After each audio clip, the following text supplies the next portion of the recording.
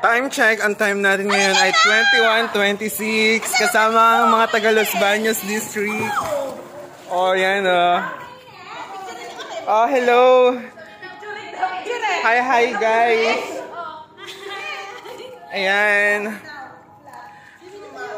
So, review natin ang swimming pool. 5 feet yung nasa unang ganyan. Tapos yung sa bandang huli. Sa bandang huli. Ayun sa baba pala, 3 feet. Anong 3 feet. Ayun. So, nandito tayo sa Travelers Hotel. 3rd day na natin dito. And then, yung first day natin, dito ginanap ang seminar ng Hot Solo. Tapos, yung 2nd day, ayun, super buguga na.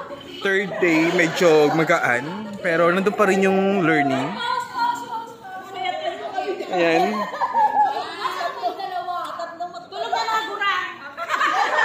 Ayan, diba?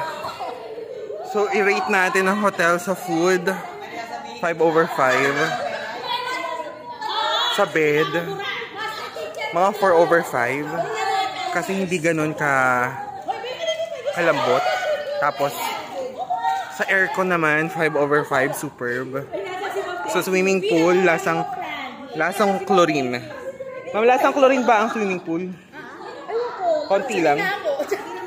Oh, hindi naman daw, pero parang ganun na. Ako nung una lang, siguro mga 4.5/5.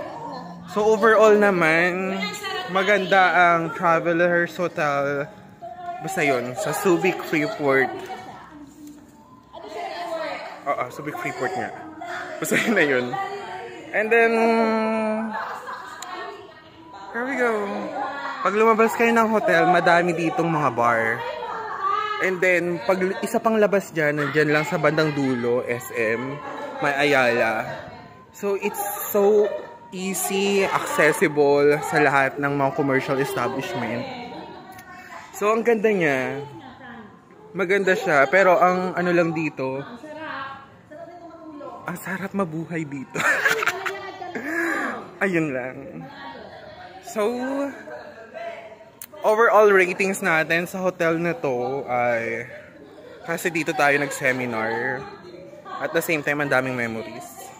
Mga 4.9/5. Ayan, 4.9/5. Hindi ko lang nagustuhan yung pag nagsha-shower ka sa room.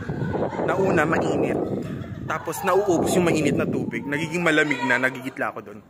So, overall naman, maganda siya. Oh, diba? Oh, diba?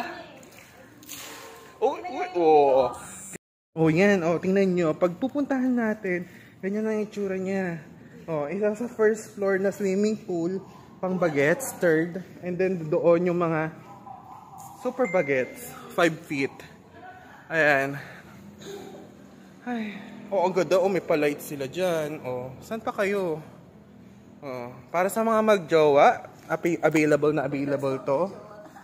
Para sa mga magkakaibigan, pwede rin. Dito sa bandang side ng swimming pool nila, makikita natin yung anlawan. So, dalawang anlawan nila. Anlawan o banlawan, basta bahala kayo dyan. So, meron din naman tayo ditong, ayan, mga comfort rooms. Girls and boys, napakalinis, as in, sobrang linis ng hotel na to. Okay, one of the best amenities talaga ay cleanliness. Ayan. Hi. Bye. Bye, guys.